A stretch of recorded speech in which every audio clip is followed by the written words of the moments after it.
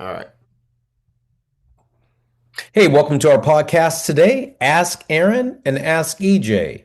This is Coach Eric Johnson, the brand. This is Coach Aaron Thigpen, the source. EJ, the draft is over. We've had a couple of athletes go through the draft. You were out there, um, combine, all that sort of stuff. Why don't you give the people your thoughts and insights on the whole process, how you thought it went, and any shed some light on how baseball is doing things. Yeah, we were, fortunate enough. We had Tyler Spangler, first round draft pick by the Phillies. We had Paulie Contreras, fourth round with the New York Yankees. And of course, Jacob Johnson, 17th round with the Cardinals. So three athletes going through some journeys. And it's not, the average journey. So I'll explain a little bit about the combine, what I saw, talk a little bit about, the draft process, and talk about what I saw out there and talking to scouts, talking to front office people, watching the combine closely, just watching all the interaction. It's quite unique now. So much different than when I got drafted back in 1986, 1987, with the Yankees respectively and the Giants. But there's so much more eyes on the athletes now, Aaron. I think that's the biggest takeaway that I have is how many eyes via social media, whether it was Twitter, different Instagram pages talking about players, YouTube, etc. The scouts, the front office people of Major League Baseball teams have so many more resources now and so many more eyes on the players analytically, as well as a subjective look at the players in the evaluation process. As you know, scouts judge you on a 20 to 80 scale, 50 being average. Okay, so when they're marking down grades on players, they go, he has a 50 hitter, he's a 55 power, he's throwing, he's this. Okay, same way is graded for every position, where it's a catcher, pitcher, infielder, outfielder. There it is. You're great. You have your grades. There are so many more analytical things, Aaron. You're talking about exit velocity, speed. Everybody hears that. EV. What's your EV? Your outfield throwing speed. Your 30 time. We didn't see any players run a 60, Aaron, which I thought was unique because they got away from that now. That's good. Yeah, it's now a 30. Running a 30 from home to first, Yeah. which is much better at, providing a better scouting tool to understand somebody's speed. And then you have this subjective look, like, oh, he looks like a player. How does he carry himself when things go kind of bad? Because when things are good, Aaron, as you and I know, it's easy. You're happy, you're smiling, all that stuff. You look like you're having the greatest time in the world. And then when something goes bad, the scouts, the front office people, all the evaluators are saying, how does that player handle that adversity? So, with all these players that got drafted, and it's only 20 rounds in the draft now, Aaron. There's 20 rounds, that's it. From the whole year, all these evaluators are looking how do these players handle success? How do they handle failure? How do they rise to pressure situations and how do they handle it? How do they act when they go to practice? How do they carry their bag? How do they walk on how do they walk on the field? Um, how they carry themselves, a lot of things. There's a lot of digging going on by all these people. They're going to give these guys an enormous bonus if you picked high in the draft. For instance, Rock Chalowski of the UCLA Bruins, the first pick in the draft by the Chicago White Sox, signed for $10.3 million. And, they had him out in Chicago, 2 months ago, a month ago, that is, and took him around. And let him see the whole organization, the city, to see if there was a fit there. And they liked him, everything about him, and they picked him. Okay, so I mean, it's more than just baseball, Aaron. I guess that's my point is that not only do you have to be a very skilled athlete to play this game, how you carry yourself on and off the field is just as important as your baseball skills. They need to match because if they don't match, then you're not representing their brand. There are 30 brands of Major League Baseball. And if you don't represent that team correctly, I don't think they want to pick you and put you in that position. So that's kind of like my first message on our podcast today, Aaron. And I have plenty more, but you got any thoughts what you heard so far or what you've seen? You've had so many baseball players play in the league, man. So, you know, what are your thoughts right now? You got any thoughts? Well, you said something that kind of sparked a thought in me, and you talked about how they took Rock out, and he kind of went and saw if he was a match for the city, and makes me wonder because baseball or sports in general are now really highly entertainment. Almost, I think they're more entertainment than they are sport in a lot of cases. And how that might have changed the formula for picking at least the top tier athletes. So obviously if you're spending 10 million on a kid, you're hoping he's a future star. So yeah, you got to be. It seems like you'd have to be more of a complete package because now you're talking about, hey, is this guy marketable? Can he sell jerseys? Can he sell, I don't Mhm. know, merchandise for us again? All of those sorts of things. And and so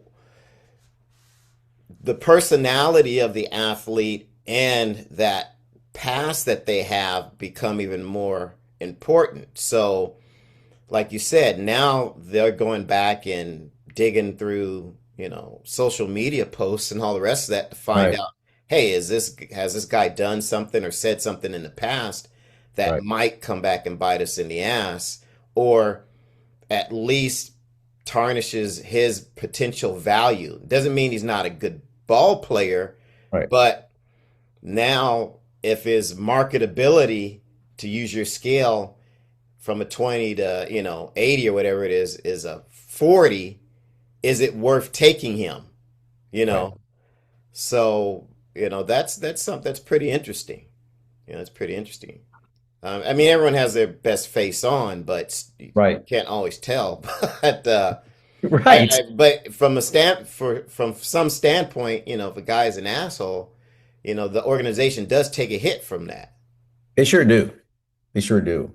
You know, interesting you mentioned that because at the combine, people out there is really a 3 day to 4 day showcase of an athlete. And they invite high school players that they want to see, and then they invite college players they want to see. And the whole process not open to the public. It's like the NFL combine and the basketball combine, not open to the public. They take the players through a battery of tests with physicals, check out the reports, take measurements, do all that stuff. They take them through a skill set of baseball evaluation, outfield throwing, and they get their exit velocity. They do infield play from shortstop or the position that you play. It's mostly from third base and shortstop and first base. So they get, how you feel, how you move, how you throw, your velocity across the field.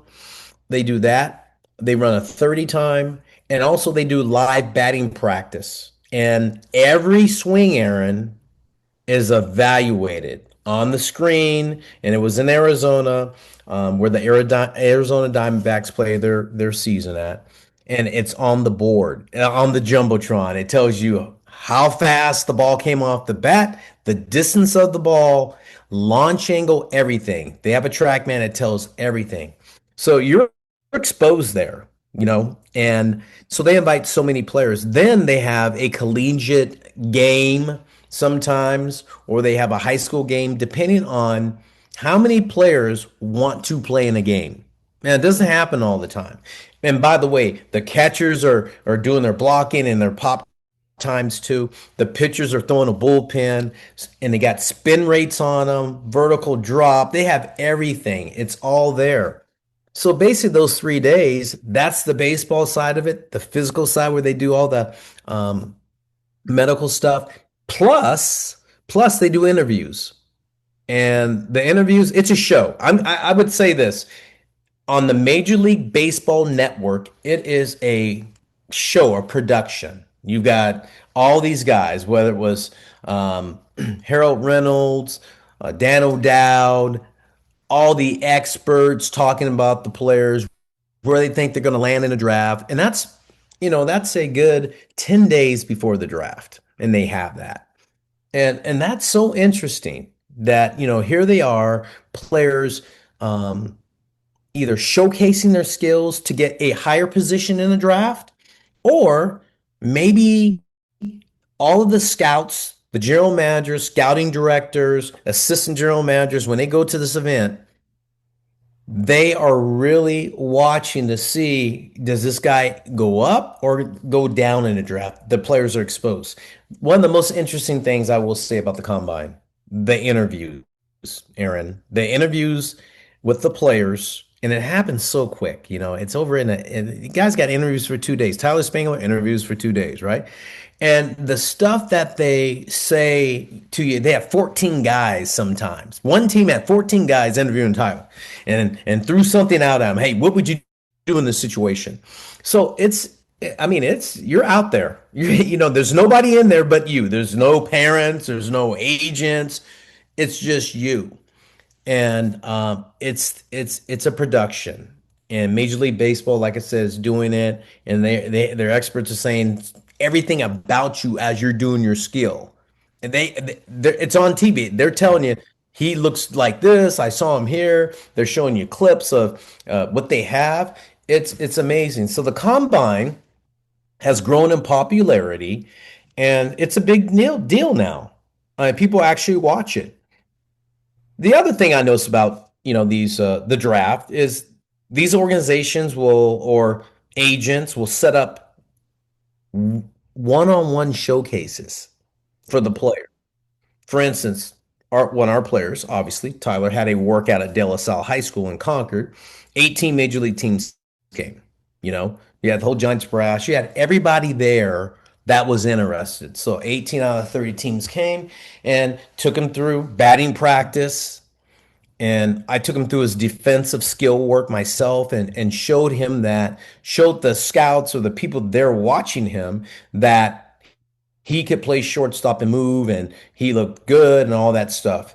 And I think that's important, and everybody was there, which was really nice. That helped him. I felt that helped him after not having played his senior year to still be a first round draft pick. That's crazy to me because that doesn't happen. But I think those are important things. The combine helped him. The workout definitely helped him. I think that was very important in what he was trying to accomplish in his goals. So, that was kind of a big thing, Aaron. That whole production, I tell you, way more interesting. And I say this too, it's not what you imagine or see on TV. It's not what you assume. And I tell a lot of fans out there, it's not what you hear in the stands when you talk amongst yourselves. It's not that. In order to understand that, um, you got to be part of it and got to be about it and be in it. I'm in it. I understand it. I've seen a lot of it. It's not what you see on a daily basis. It's a whole production, and there takes a special athlete to compete at that level. And we were lucky enough to have three of them. So, we'll see what happens in the future, right? Hmm. Always. So, interesting take on that, Aaron. Cool. Yeah, you've got three different athletes. How did their paths differ to getting there? I'm going to tell you something about three guys. These three guys. They have a very unique characteristic, and it's something you and I have always said.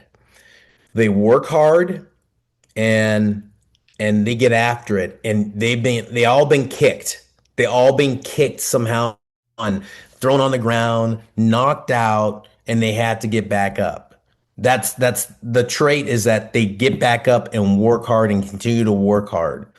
And that's the characteristic it takes to be that good. You've got to work hard. And it's not glamorous. It's not. It's a lot of hours of training by yourself. There are a lot of hours of working and no one's around. I call it working in the dark. I call it checking boxes, because it's not what you see on any type of social media, Aaron. It's what you do and what I do when we train guys at game speed, or we're on the field training them. It's just work, work, and work harder, but more importantly, work smarter and make adjustments and keep believing in what you do. That's what makes those three guys draftable commodities because of that. Their journeys are different. I'm gonna talk about Jacob Johnson first. You got a guy that went to high school at a local high school in the Bay Area, and he has a great freshman year, a great sophomore year, junior year goes to varsity, plays 60, 70% of the time. Second in the league in home runs. He's got some, he can really hit, you know. He's good third baseman, played first. Had some other guys ahead of him, by the way, who are not playing now. Just want to point that out. And then his senior year, he leads the E-ball in home runs and doesn't play all the time. Okay. Yeah, you play here. Yeah, this other guy's better than you. He's better than you. He can. So that's JJ. JJ goes and gets a Division II school scholarship. He's been in our program. I help him with this stuff. He goes to the College of the Mines. Goes to College of Mines. He redshirts. He says, "I'm going to come home. It's just these. It's not what I thought it was going to be." I said, Jacob, known as JJ, you're going to have to go to a junior college. Okay, you can't transfer out of there. There's nobody. The portal's a different animal. You need to go play. He goes to Quest to college, goes down there, tears it up. Okay. This time last year, Aaron, and you and I know this because we trained Jacob together. He doesn't know where he's going to school. It's July. It is the end of July. And you and I are going, hey, where's Jacob going to go? JJ he may have to go to another year of junior college. We don't want him to do that. We got to get him to a school. I call every school on the West Coast. Finally, I got him into a workout with Eric Valenzuela. Eric Valenzuela over at St. Mary's College, and he took him on the spot. Luckily, JJ took care of his academics because he had an academic scholarship to St. Mary's, and he got a lot of money, which helped significantly. And gave him a roster spot and said, "You're going to compete for a job. You've had a great track record. We're not promising anything, but you're going to compete for a job." So he goes out and wins the third base job at St. Mary's, and the rest tells itself. Hits 340, 15 home runs, 55 RBIs, kills UCLA in the regionals. He's just tearing up the WCCs, going to Cape Cod, all this stuff. And it gets to workouts. He's got to go to 3 or 4 workouts for major league teams. He goes and does them, and he's not playing. He's just waiting for the draft. He's getting in shape and stuff like that. And lo and behold, he gets drafted like we thought he was. We thought he was going to go higher, but still, he got everything he needed to get to become a St. Louis Cardinal, and he's there right now in Jupiter, signing his contract today, and he's ready to go.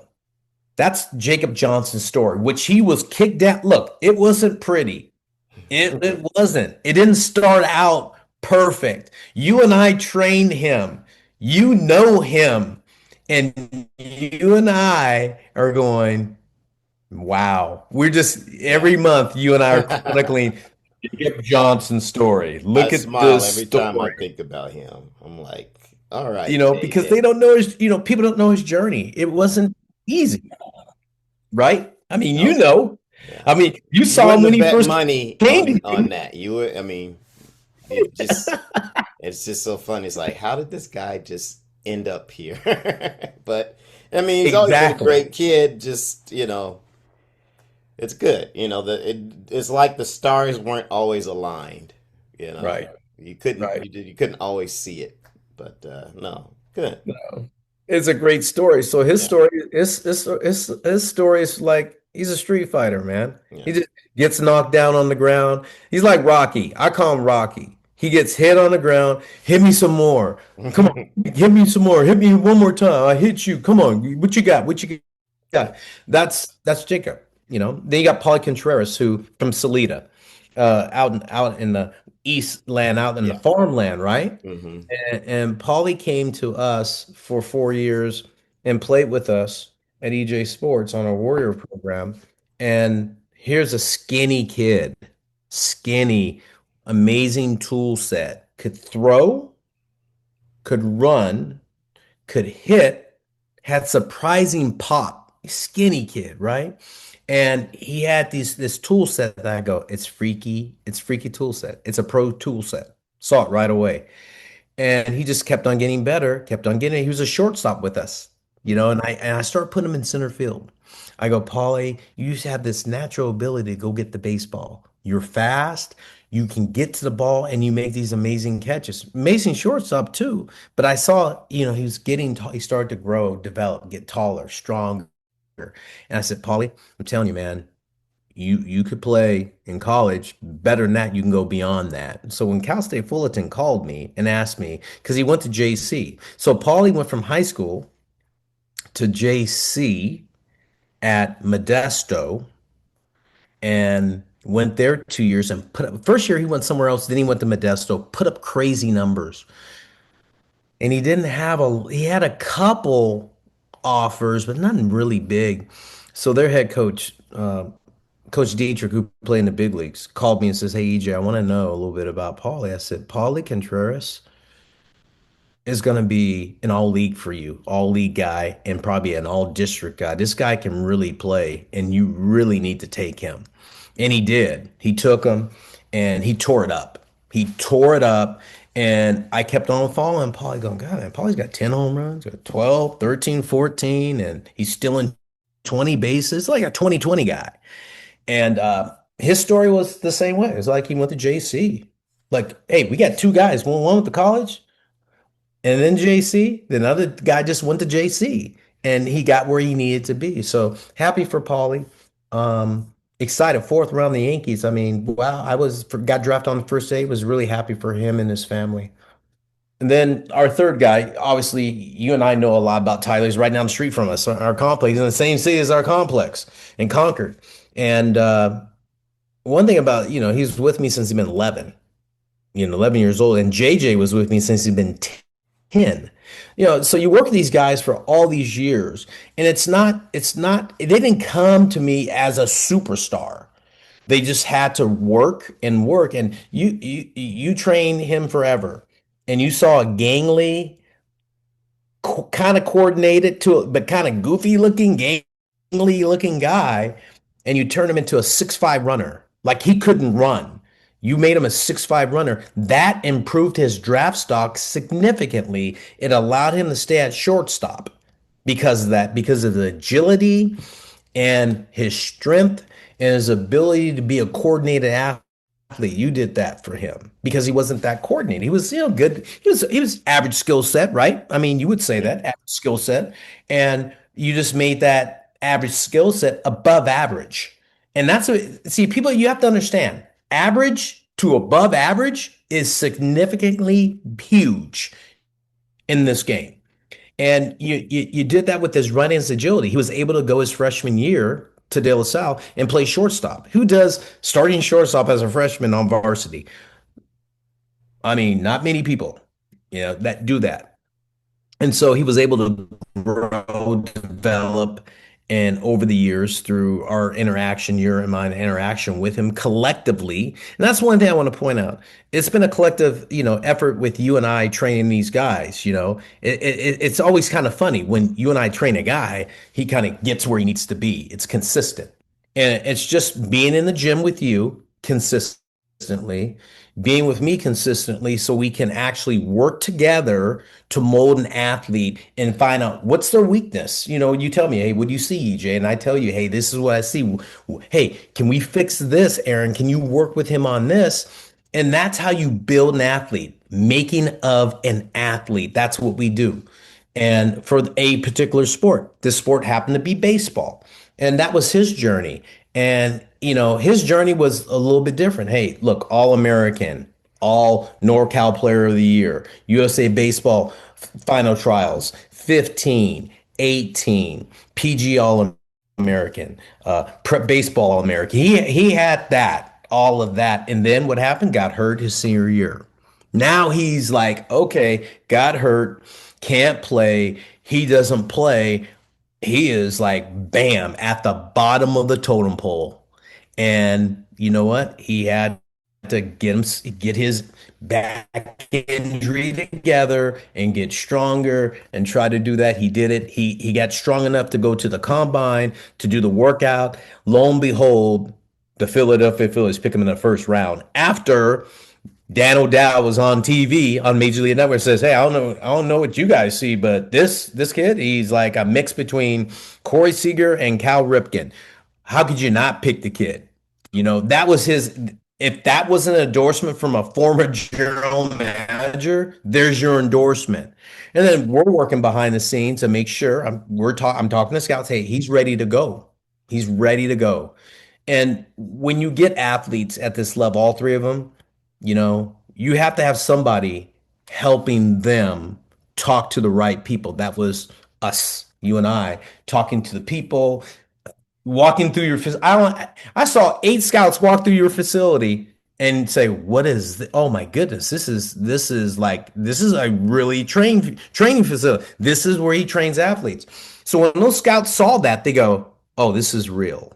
And people don't get that. Is that you got major league scouts, scouting directors, general managers walking through game speed going, "Oh, this is where these guys train. Oh, this is different. It's not all the flashy lights and everything like that. It's a real place." And so when they saw that, that endorsed the athlete for them. And people don't realize that endorsed it because they saw what they do there. So kudos to you, my man. People need to know that. That's true. That's a true story. Mm. There's a Appreciate journey, that. man. Yeah, yeah, that's a true story. So Yeah, that's what it's all about, man. yeah. That's what this whole draft, the league, the people call it league. We used to call it the show back in the day. The Yeah. league, MLB, the league, the draft, the combine, on and off the field. I mean, it's like you're under a microscope and they're checking you out, and it's different than anybody could imagine. Mhm. So that's what I got. What you think? What do you think, Aaron? There's a lot to take away there, man. I don't really have anything to add. It's, good stuff. Like I said, I love the different stories for each athlete. And just, you've got some guys who you would have never guessed that, would have Right. made it, but they stayed true to themselves and kept going. You've had even, Blue Chipper who, just at the 11th hour had something that could have been career ending for him, turn it around. And, the thing that, the common thread in all of those is the perseverance. And yeah, I'm sure some of that comes from, who they are and maybe their family background, but you're the consistent thread in all of that. And the one thing that you didn't mention is the relationship that you've established with these guys. And, I think the things and the work ethic and, some of the ethos that you demonstrate, rubs off on them. When you've had a kid since they were 10, 11 years old, it can't help but. And I think that sort of interaction relationship is what shored them up, Yeah. to get through this sort of thing. And it's funny because you got so many people or so many athletes who have the fix me mentality who come through your doors and you get them better and then you don't see them anymore. And I'm like, EJ, what happened to this guy? What happened to that guy? And I'm Right. just like, yeah. And the one thing that we always pine over is like when we get an athlete and we know because we've done this enough, we know where we can take an athlete is that they always pull the ripcord too soon, either Yeah. because they have a setback and they can't work through it, so they want to find something different, or they get to a point where they think they've outgrown what they were doing or what they're doing and want to try and find something better. But I can attest to it, and you can attest to it. Every athlete who spent probably anywhere from 6 to 8 years with us has always gotten to where they were supposed to be. Absolutely. Absolutely. Okay? No question. That's just one common thread. But the problem is most people just don't have the patience Yeah. to commit that long and see it through and understand, that process of one step forward, two steps back, two steps forward, one step back. And that's just how sports are. It's not always going to be an upward trajectory. And so I think, you should be applauded because there's something that you've also baked into these guys that has nothing to do with, you teaching them their swing and how to field the ball. And Yeah. hopefully they'll carry that through, the rest of their careers, you know, and not what I say, go big league on you. I But appreciate that. Thank you. think Thank that you. they're because this is still not for these guys the final destination. Right. You've still got another, how many let me ask you this. How many years now does it take to make a big leaguer? You see? It's like, Yeah. everybody's trajectory, like you said, trajectory, the key word to Aaron, trajectory. It's 2 to 4 years, Yeah. for them. It may take somebody longer because it's just they got a backlog in the organization. They need to get traded. They need to be in the right Hmm. position. It's the perseverance and getting better and making adjustments is their next challenge. Yeah. Is their next challenge. I really believe that is, and their mindset. And I give kudos to Suzette for helping those guys with their mindset. Suzette and Yes. what we do, I give her because she spent a lot of time with JJ and Spangler and Paulie. She's talked to them and that nobody knows about. And that's part of it is one thing is mindset. You she helped them stay with their mindset. And to this day, she's still talking to guys. So you're right. I mean, you and I know what's really happening. So I appreciate that those positive comments from you. Thank you. Other than that, we're good to go, Hey, man. That's another well, one. We'll try and get some more of these going again. I know you guys, we haven't been doing them as frequently, but life's been lifing. yes, it has. Life's been lifing. Exactly. Well, thanks for joining us today. Ask Aaron and ask EJ. I'm Coach Eric Johnson, the brand. And I'm Coach Aaron Thigpen, the source. We'll see you.